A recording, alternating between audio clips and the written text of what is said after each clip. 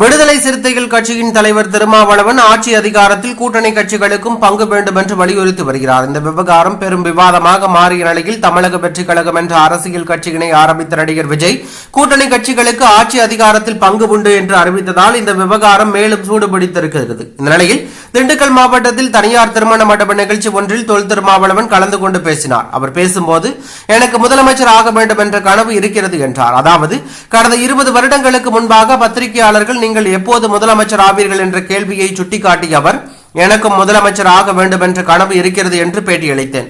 அப்படியெனில் நானே முதலமைச்சர் நாற்காலியில் சென்று அமர்வேன் என்று அர்த்தம் கிடையாது.